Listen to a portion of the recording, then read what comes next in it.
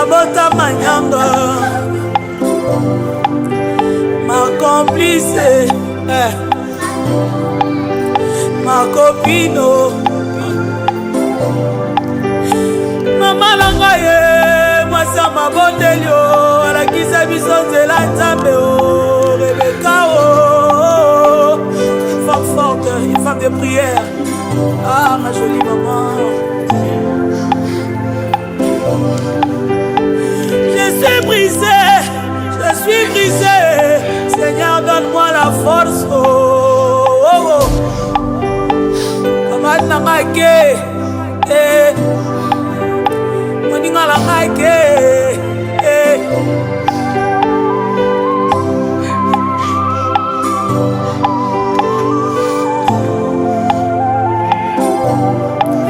Sangwango kilo Sangwango somo Sangwango kolela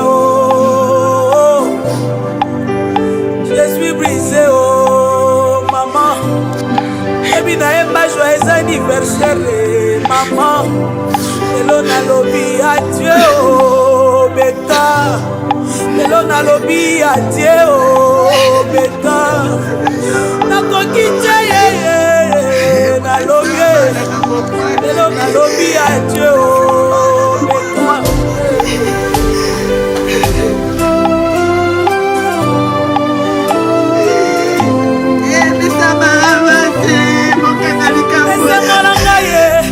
Nasala mosalara mama lia fufue mama nanga ateka makala pona tanga Rebecca ateka mikate pona tanga Rebecca ateka fufue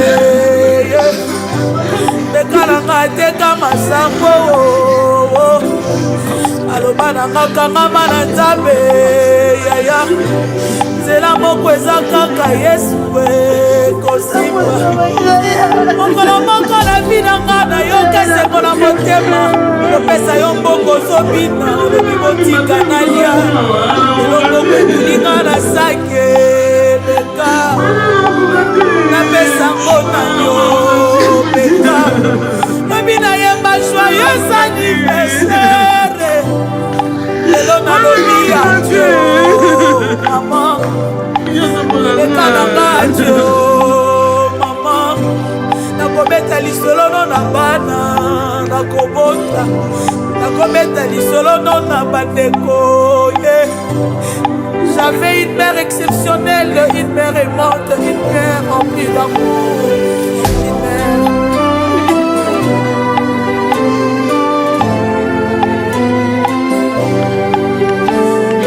adieu maman adieu Rebecca adieu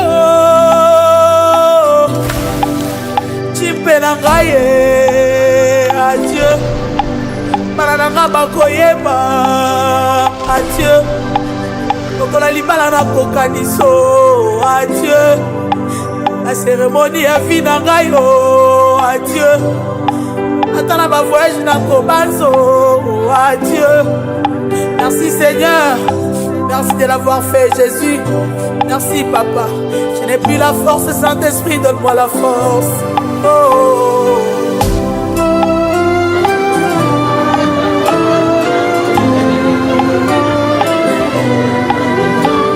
Adieu, maman. Adieu, Rebecca.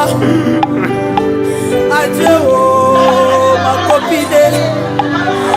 Nanga matumbo libo adieu Rebecca na uti voyage adieu manyanga nazoya kolala adieu elo nazangi moto akobetela adieu nazangi moto akoyebisa adieu je ne comprenais pas la douleur de perdre une mère.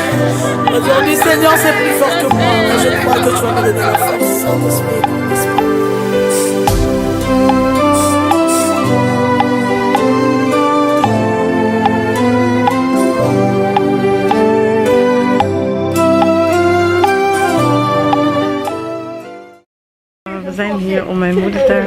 vieren en gedachten zeggen. En ik wil namens iedereen ook bedanken die echt zijn best heeft gedaan voor mijn moeder. Die voor mijn moeder was in goede tijden en slechte tijden. En we zijn hier om haar leven te vieren. En ja, te vieren hoe ze was, hoe ze in het leven stond. En haar een eer te houden. En haar te gaan zeggen hoeveel we van haar houden. Hartstikke bedankt. Vraiment, aujourd'hui est une journée très éprouvante pour Ngai Nalibota Mobimba. Toye pour célébrer, pour rendre hommage à maman Nabiso, José, Ifaifi, Azaki trop cher pour Nabiso, à cause de toujours dans Katamité Nabiso. Les mots me manquent, mais on n'a pas le choix, c'est comme ça la vie. Na 5 ans Nzambe apesa biso makasi pendant toute cette journée et les bien to kabana na kimia na bandeko baninga nyoso to baye ko honorer mémoire na ye. Merci beaucoup. Maman Olbi. Moi bien onangi ko lobana zo senga kaka merci na bandeko oyo nyonso balandi biso depuis mukolo oyo akufaki le 22 tina mukolo lelo tofo kotsa ina sama bele nazo senga merci na ba mama nyonso tu oyo ya Hollande nazo senga merci na oyo nyonso tu a participer na biso financièrement spirituellement tobosani pete na famille oyo bazana ya Kinshasa bazolanda biso tosengi vraiment merci mo ya kuchawa na ezali te vraiment tosengi kaka merci merci. Oui. Ja, wat wil je zeggen? Ik hoop dat vandaag we mama een goede rust kunnen geven. Dat ze goed wordt herdacht en herdenkt door onze familie. En dat vandaag ja, rust kan nemen. Dankjewel.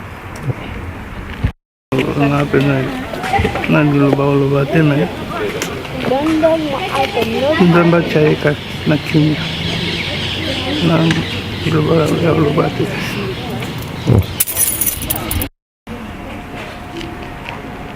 Je vois comment on va.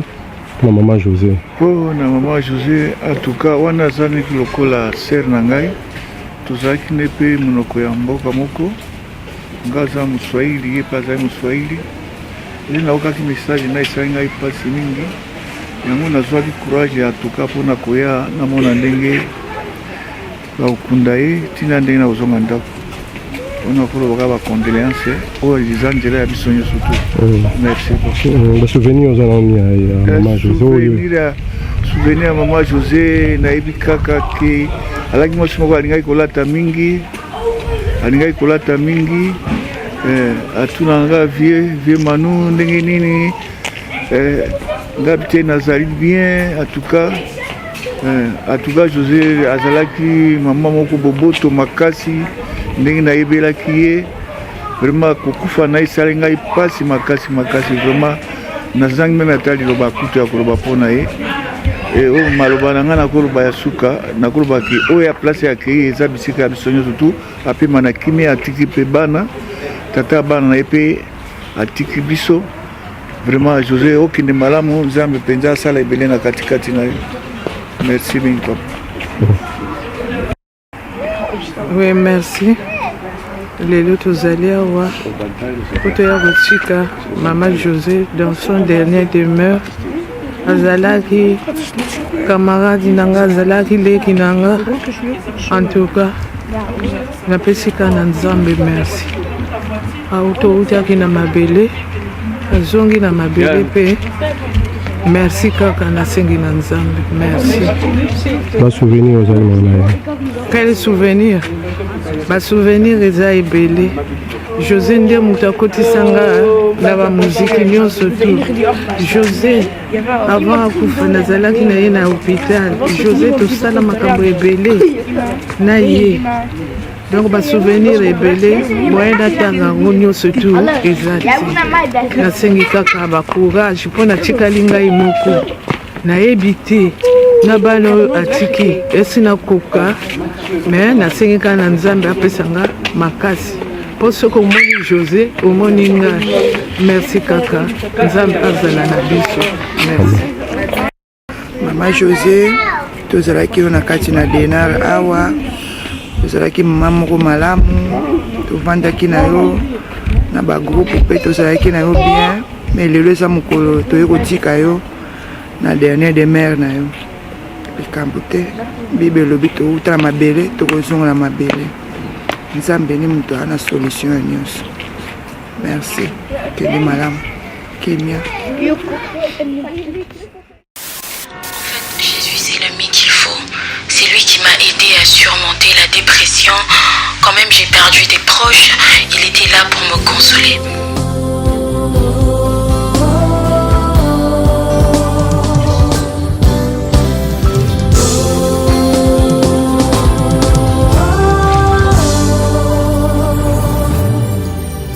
Hey, mon meilleur ami, mon ami de tout le temps, toujours prêt à me consoler.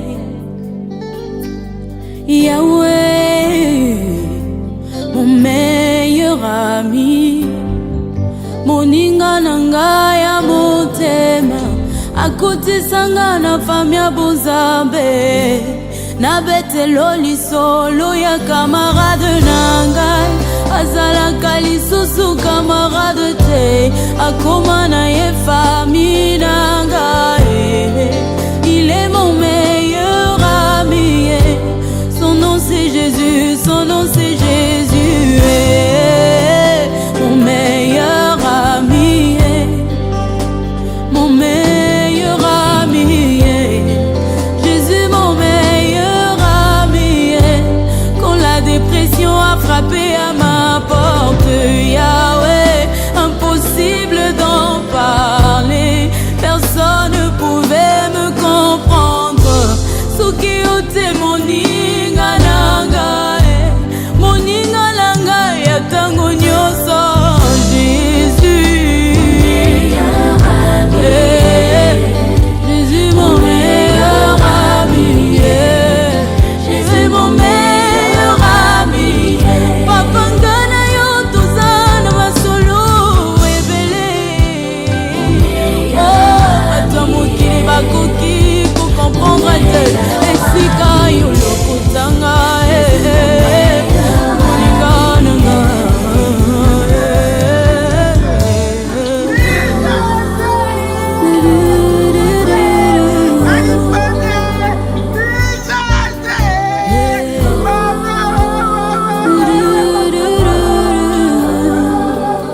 Na mokili naza na bakamarade ebele, kasi soki nazangi naza lisusu neloko te, babengani bakei mosika, parce que l'intérêt n'était que les matériels.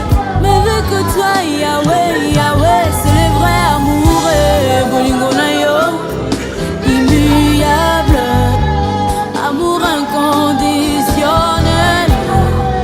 Jésus mon meilleur ami, je suis comme Lazare, son appel oye kotalanga te, bato nyonso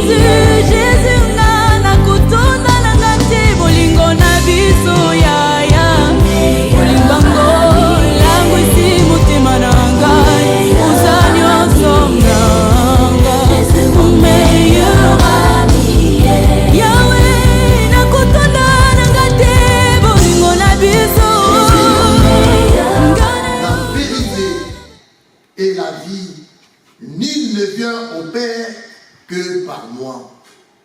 La parole du Seigneur. En ces moments durs et douloureux, le Seigneur nous invite à la paix. Nous avons besoin de la kimia. Nakati ya munga oyo ya pasi.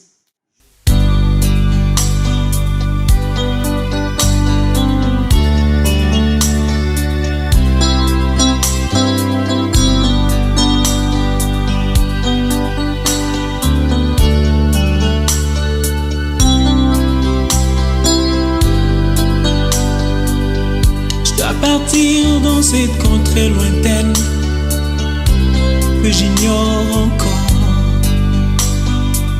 là où il y a la paix sans peine, mais pas avec ce corps. Il y a une louange qui ne s'éteint avec les anges nadants. Je dois partir dans cette contrée lointaine que j'ignore encore, là où il y a la paix sans peine, mais pas avec ce corps. Il y a une louange qui ne s'éteint avec les anges en adore. Et ce jour-là, nous serons dans la joie,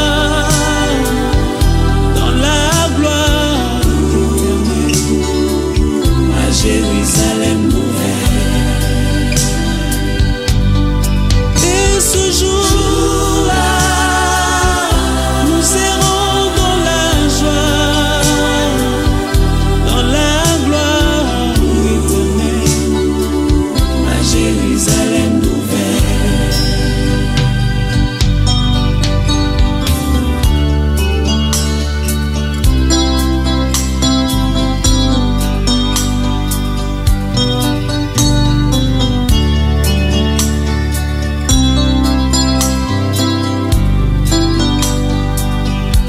Partir sans vous prévenir pour vous faire moins mal.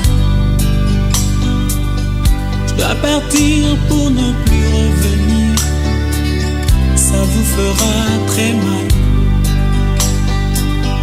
Je dois partir, je dois partir et je pars. Je dois partir sans vous prévenir, vous faire très mal. Je dois partir pour ne plus revenir, ça vous fera très mal.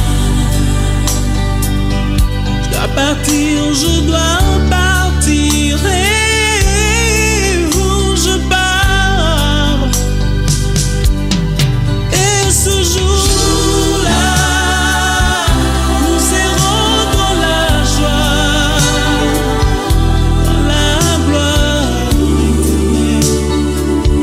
Jérusalem nouvelle. Et ce jour-là, nous serons dans la joie, dans la gloire, à Jérusalem nouvelle.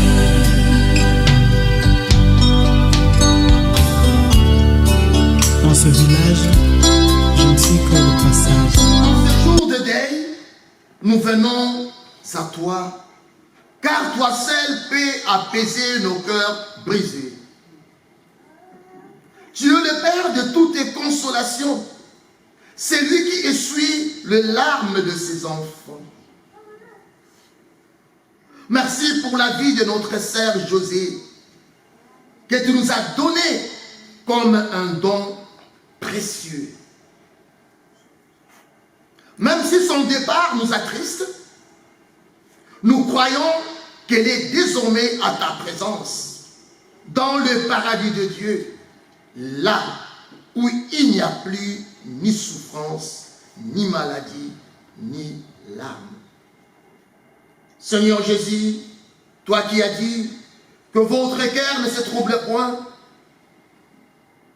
nous te demandons de déposer ta paix dans nos cœurs aujourd'hui.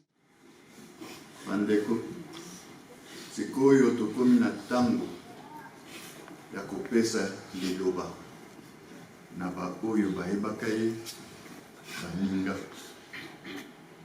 nayebi ebele bana makambo ya koloba mpona mama na biso oyo atiki biso me na yango tokozwa baike oyo bakoloba na kongo ya bamosusu me na yango tobanda na esika oyo tozali na mokonzi oyo atelemeli biso nyonso awa ambassadeur.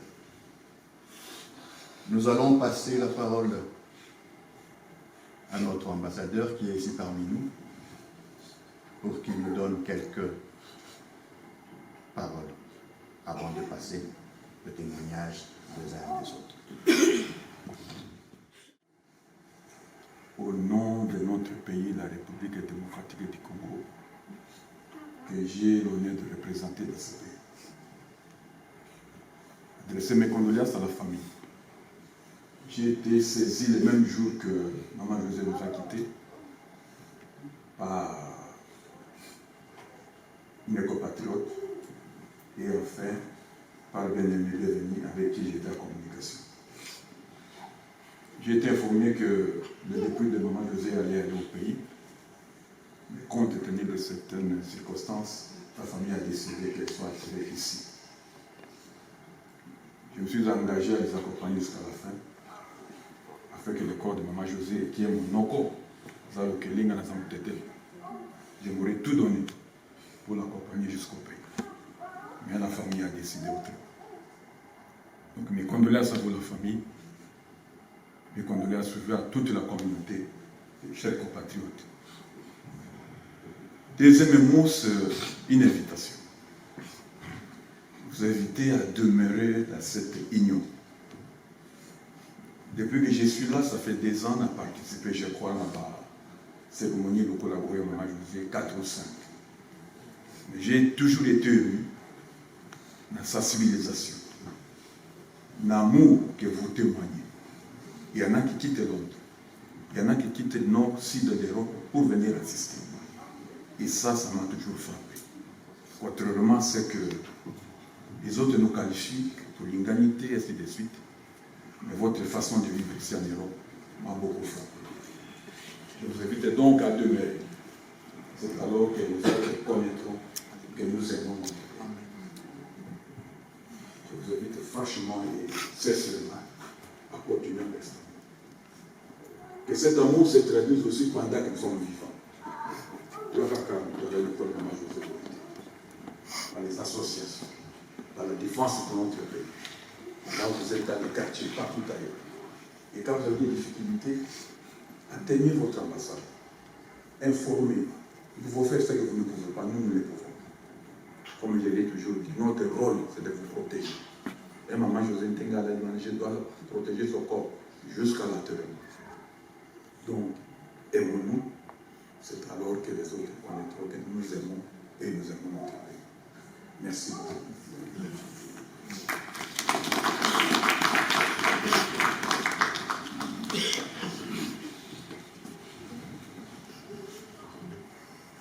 Merci beaucoup, Papa chargé d'affaires, Papa Omba, pour ces mots qui touchent vraiment toute la communauté. Pasi ya munene na motema na ngai unafundisi na mama yaya aza nyonso mpona ngai yaya bomoni azali awa mama bomoni azali mingi mpona ngai abongisi moto monene asuteninga na ntango apasi na to ya bisengo atukano na kosenga nzambe na likolo akanisa te malamu Mama José asala mpona nzela na nga batelela esika ya malamu Mama José malamu na yo kokanga na oyo osala kati na ngai mpe na libota na ngai malamu na yo kokanga Mama José na okokanga bate Mama José na mamemele madame aleki ebele Mama José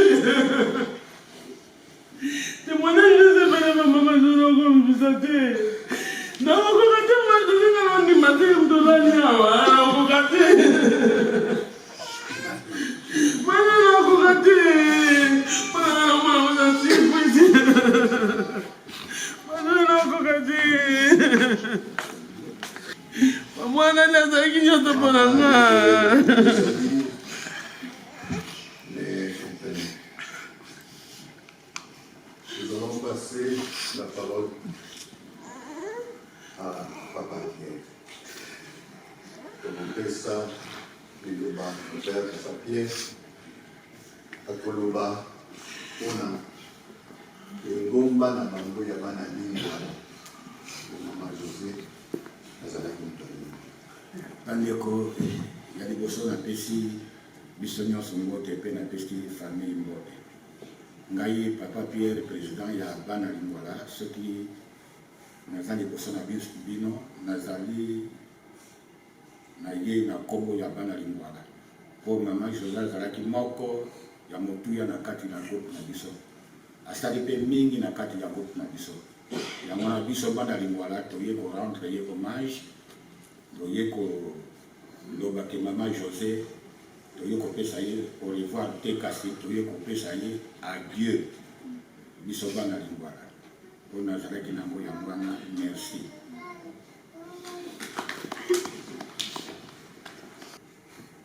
Tokoleka sikoyo epai ya Maman Odette. Bonjour.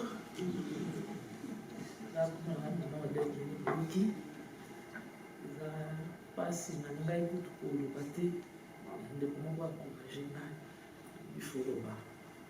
Maman José azali ndeko oyo leki oyo nayebi ye presque 30 ans. Nayebi kuta biso awa na kati ya Denar. Naye kopusana pembeni na Maman José tokangami na ntango nayaki koyeba ke papa abana na ngai azali Vieux Bertin azali petit ya confiance ya papa abana na ngai bana zo na Kinshasa nde esika esalaki biso topusana pembeni epuis toyei koyeba lisusu ke tobotama jour moko le 7 ngai le 7 juillet 65 ye le 7 juillet 67 toyei lisusu kosangana lisusu na cadre ya bana lingwala nde yaki susu kotise balia na biso makasi. Eloko nga nakoki koloba to retenir na Maman José azalaki mama moko sociale. Naza témoin ya témoignage oyo Maman Alice apesi.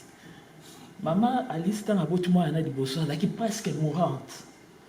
Mais komona Maman José kozwa soin na ye na état oyo Maman Alice azalaki nango. Donc ata nga nasalaki monganga nakokoka te po azalaki mpe leki na ngai ya bazalaki awa. Naobi susu kaza social namona mpe ndeko moko asala badémarche administrative mpona badossier na bango. Maman José azwaki le devant azotika nyonso azokende kosalisa ndeko wana azali mpe na kati na biso na otanga komite.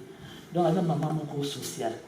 Maman José ntango aprendre biso ki azobela tomonaki yango lokola alisana parce que ndenge ye président na biso Papa Pierre alobi Maman José azalaki na batasha na ngai kosala na kati ya libomba na biso abana lingwala azalaka liboso lokola atao mingi Mama Malewa après akomaki na finance.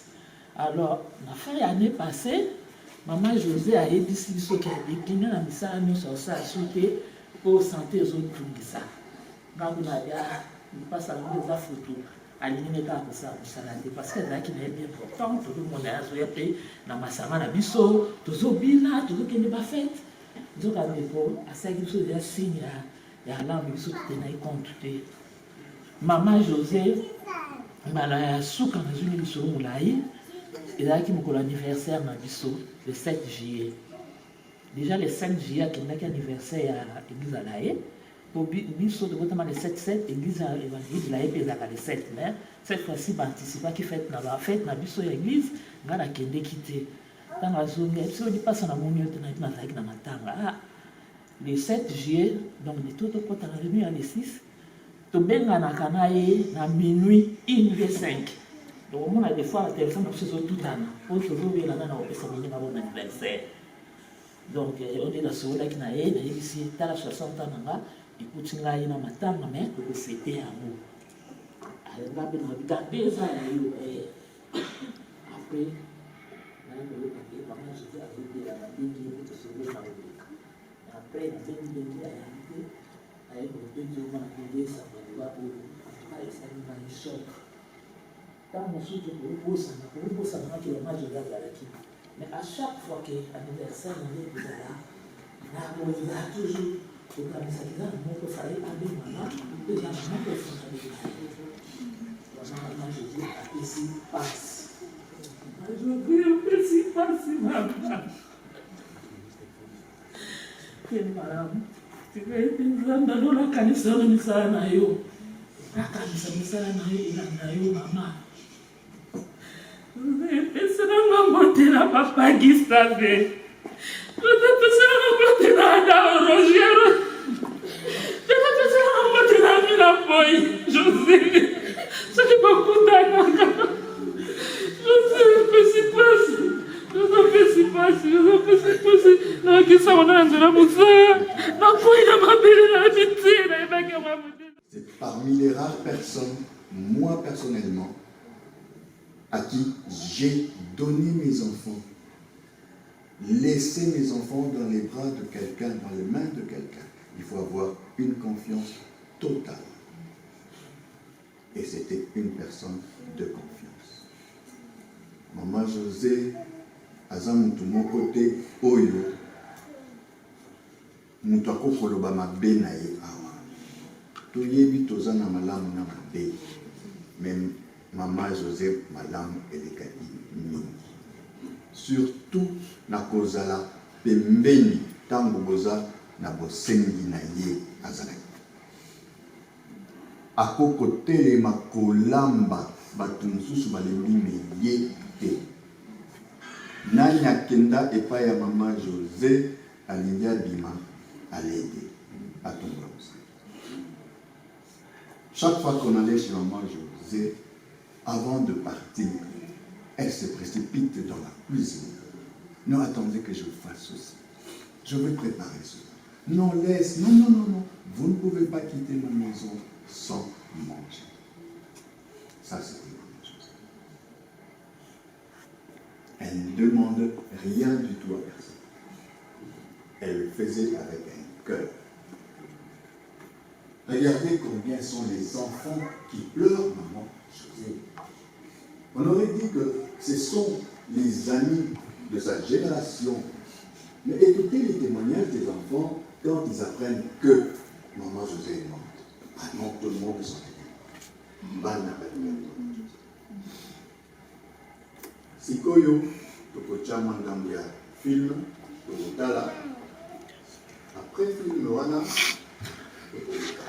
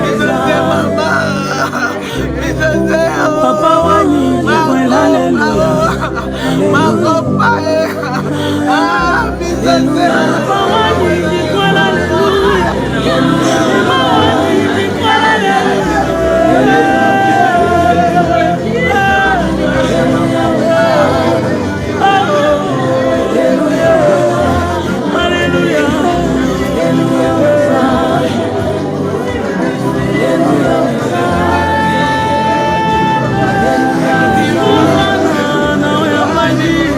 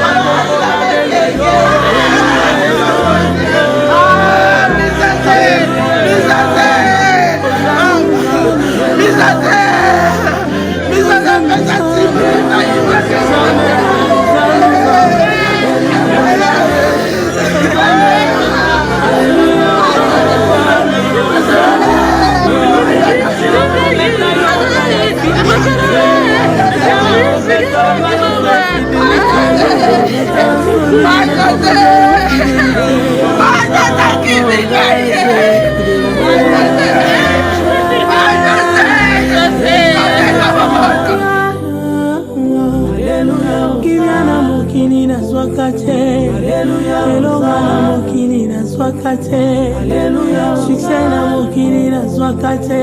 Réussite na mokili na zwakate. Sikala salelo na bosolo. Opesanga ngo na facilité. Alléluia, Hosanna. Bisanga ngo na facilité. Hosanna. Alléluia, Hosanna. Oh, Alléluia.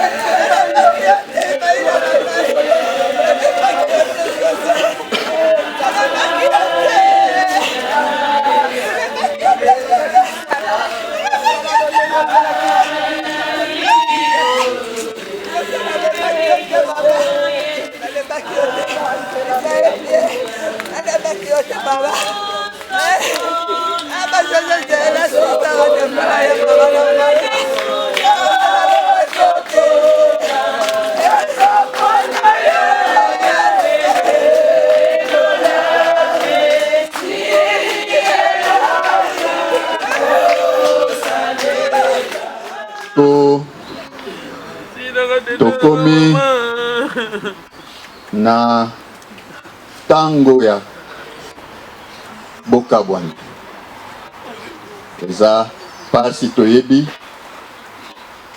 me tokosenga toyoka baoyo baza na mwa liloba muke ya koloba eyokana nsima nde topesa ye au revoir. Tango pasteur akoloba bakokitisa ngo ndambu et après tokolela tokosala nyonso epi bakitanga na se. Mais na yambo toza na ya ndeko na ya mwasi aza loba muke al Nicolas. Nous allons donner la parole. Bonjour à tout le monde. Naïe Koloba néerlandais peut-être c'était basé à Baïbi Koloba portugais, je peux dire bon dia. Les gars de moi li loba muke pona ndekonanga mwasi. Tout d'abord nangi na senga ba maman, ba papa, ba jeune ya ville au Dénaré. Merci beaucoup. Merci pour votre soutien. Vous avez vraiment bon la bino. À Koufaki vendredi, Nayaki le même vendredi, Nalali, Zongi, Naye mardi, mais j'ai vu vraiment les jeunes, comment ils ont mobilisé. Ça m'a beaucoup touché. Et ça m'a vraiment. Et c'est comment on a mobilisé pour la Yaya Nangaye. Et donc on a aussi un bino. Botika di bota a été. On a fait de la musique en Belgique. Bolak Saki, pas maman José. Bolak Sangona Bananaï. Bolak Sangona Bakokonaï. Est-ce que Kamukola de l'autre?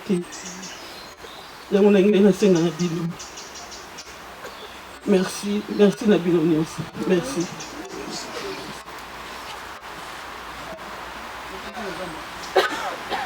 Bonjour et merci na bandeko nyonso oyo boye ko soutenir biso. Premièrement d'abord na kombo ya libota mobimba oyo bazali éparpillé na monde parce que tozali libota monene. Tozali non d'abord ko rendre grâce na Nzambe oyo a permettre les jours oyo ezala. Parce que tu dis que biso etaki bala na Nzambe, etaki basali na Nzambe, tu dis que kufa ezali perte mais ezali bien. Po tu dis que liloba na Nzambe kopesami lelo na bomoi ya na biso. Ndenge Bible lobi ki okuti na mabele okozonga na mabele. Yango wana na mingi kopesa vraiment merci na bana oyo nyonso ya Hollande. Ndenge bolakisi amour na bino, amour wana vraiment etouché biso na motema. Towuti musika na Belgique, mais vraiment tomoni bozali soudé. Nangina lobaka ke na kombo ya libota mobimba oyo bazali kotala bino na mikili partout au Tanzanie, na Afrique, na Asie, na Europe, tozali partout. Ndenge bazali kotala biso na Facebook. Vraiment libota nyonso epesi bino merci, merci. Nzambe azongisa na bino au centuple. Merci beaucoup. Sikoto Kamanda, mon pasteur, a exhorté biso et puis Tokitisa, Nzoto Yakondo Namabele. Merci. Bandeko Libota, Bandeko Katina Yesu, nous sommes face à une réalité. Réalité Moko Oezali incontournable. Un rendez-vous Oyo Motomoko akoki nako changer te. Biblia na mokanda na Genèse, premier livre ya Bible, au chapitre 3, le verset 19, ezali ko balabiso boy. C'est à la sueur de ton visage que tu mangeras du pain, jusqu'à ce que tu retournes dans la terre, d'où tu as été pris, car tu es poussière, et tu retourneras. Et cet esprit habite dans une maison temporaire, pas une maison qui est éternelle, mais temporaire, qu'on appelle le corps. Touta na mabele, tokozonga na mabele. Etika na pesa liloba moko oyo kolendisa ngai na yo, pambate kufa. Ezako buka kaka mitema na biso te, mais ezali pe kopesa biso elikia kati na masia. Na mokanda na Apocalypse 14, 12 à 13, deux versets, la Bible déclare: C'est ici la persévérance des saints qui gardent le commandement de Dieu et la foi de Jésus. Et j'entendis du ciel une voix qui disait, écrit, comment yango, errez, dès à présent les morts qui meurent dans le Seigneur.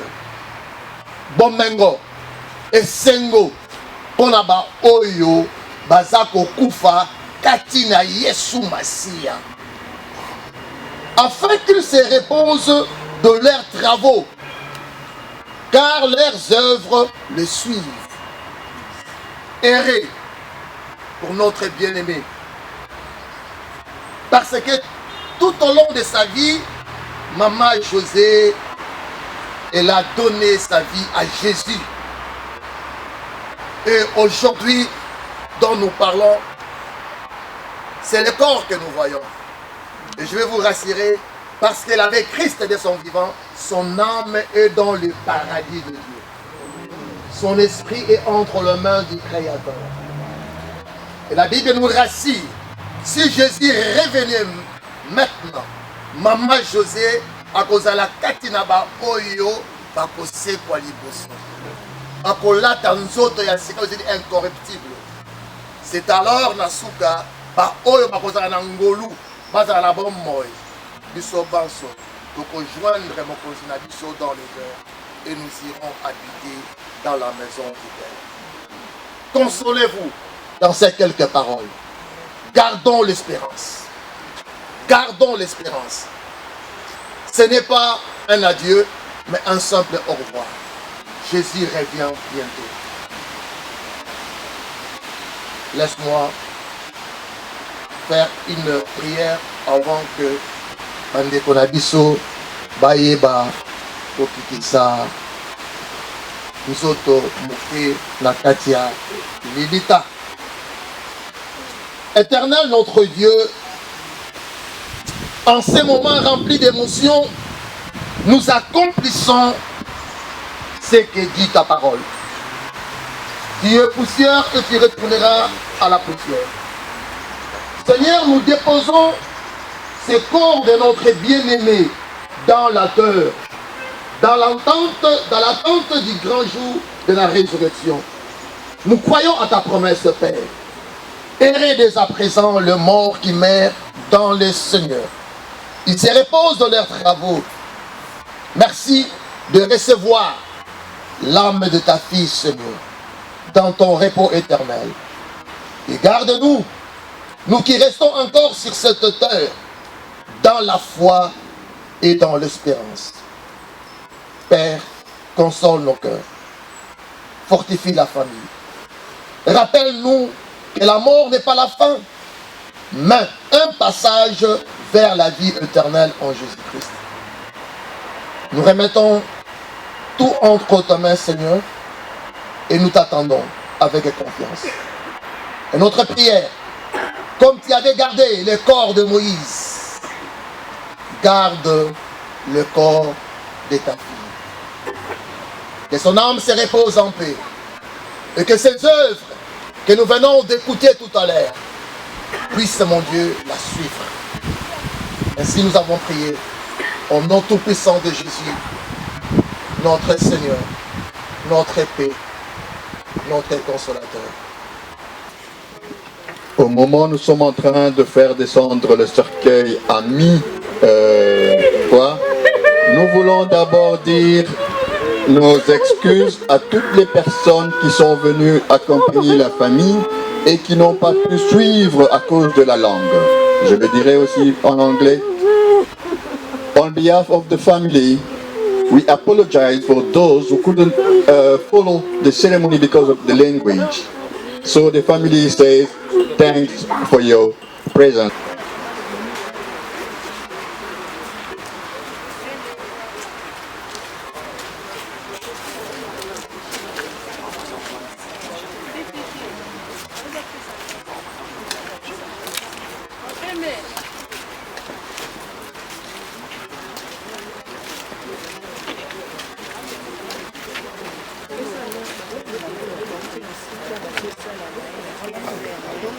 sale esefungwami ntango osilisi kobwaka fololo okoki kokende mbala moko na sale azalaki mama spécial vraiment eza mpasi mpe mawa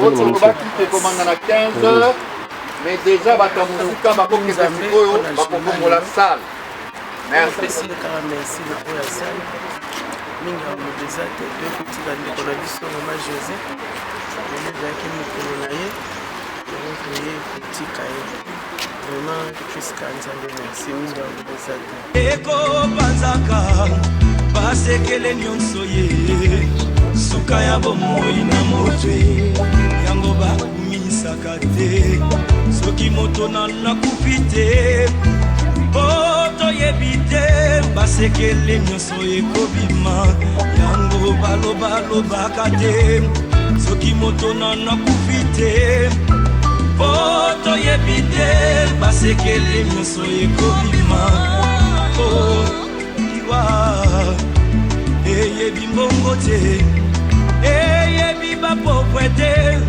eyebi babalani te ezalaki na roi moko très puissant sur la terre azalaki na mwana na ye alingaki mingi kombo na ezalaki re soleil alikaki ete soki akufi epale mwana oyo ayingela na bokonzi na ye mokolo moko balali mpe balamuki mwana oyo akufi oliwa eyebisi mabe soki liwa ebaki mbongwe ebawa bakufaka te barishe bakufaka te nde bakonzi bakufaka te soki liwa ebaki mbongwe nde papa nanga kufaki te mama nanga yakufaki te nde yaya nanga yakufaki te yaya oliwe yaya eyebi mbongo te eyebi konsele te eyebi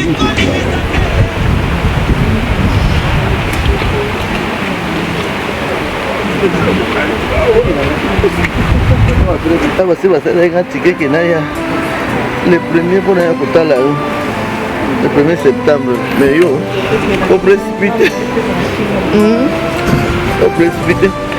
aza na liloba koyeba na yo te opeselanga bienveni nanga opeselanga mwananga mbote mwana na biso tolelaki nga na yo ofali na se ya mabele toleli bienveni na ngai tolelaki mwana na biso toleli Jacques aza yere epa na yo aza leki epa na nga toleli ye nsima oye toleli oleli bienveni aza mwana na biso ya lipaso eka moteleki na nga okende malamu okende na kimia okende na kimia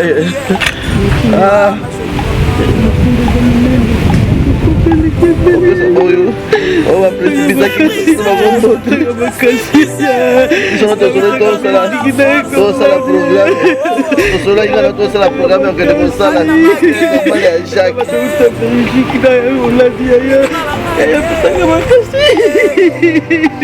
ngana tosali programe ya kosala pie tombala ya Jacques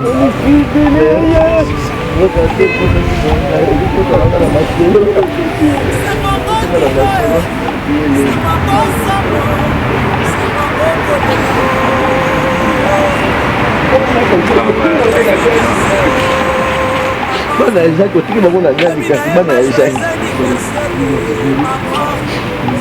Jacques yeleni totika bana oyo te okamozoki oyebisana yango wana yeleni totika bana oyo te totika bana ya Jacques te mais otiki bango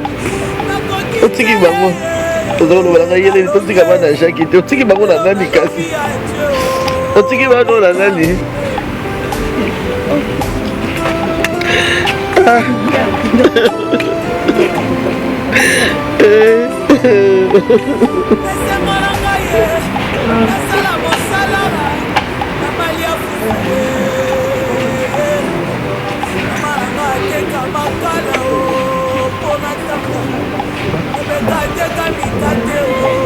Iedereen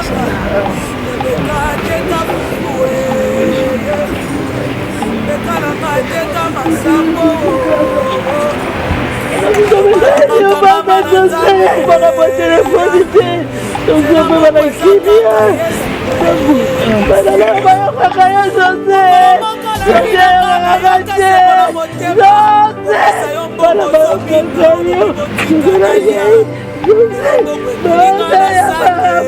José vai matar. José.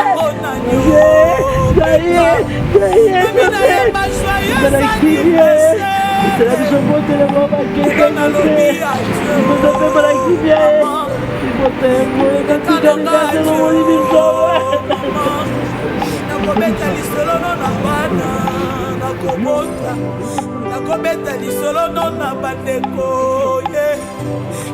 J'avais une mère exceptionnelle, une mère aimante, une mère remplie d'amour.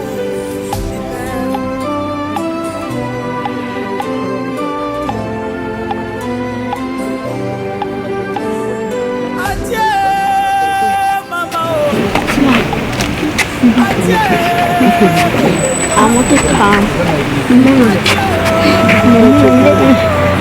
Eu não banho exato, mamãe.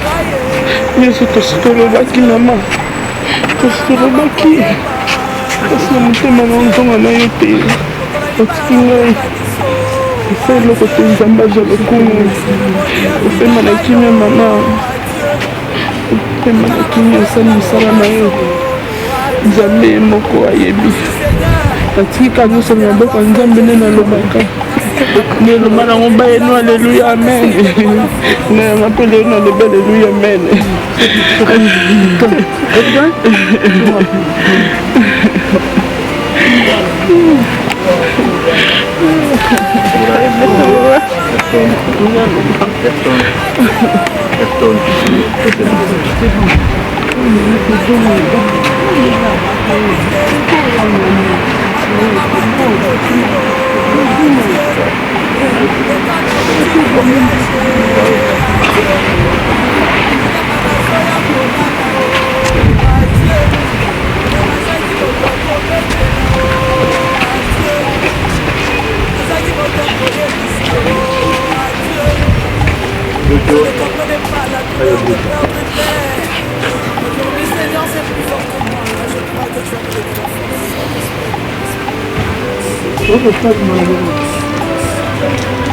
Là.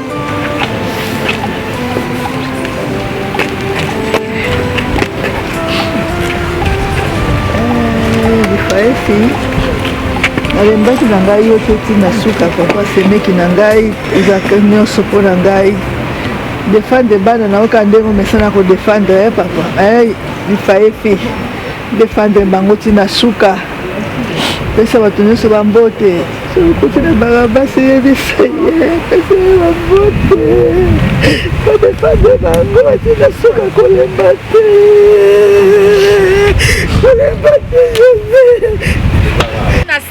Nyama, tout le monde a la salle personne ça yo mobulu.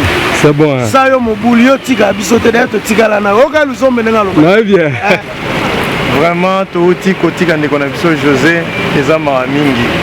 Mukolo suka mais tu que tu okuta na rendez-vous retour. En tout cas, merci na bande konyo sonné ba episode Belgique tozozonga et tu okuta na kana ça semble vraiment asunga libota ninga batika libanga. Ba souvenir aux ya belé moi kuna lo banso na longwe Belgique na etia parce qu'il y a beaucoup pleinement de souvenirs. Il y a ebelo esenga ki que fallait tozala banda to ki lobiti lelo to comme ça ngoti na suka. Ça va tout na salle. Tozomona na salle Noël. Merci pour la musala na yo. C'est bon merci. Noël 12.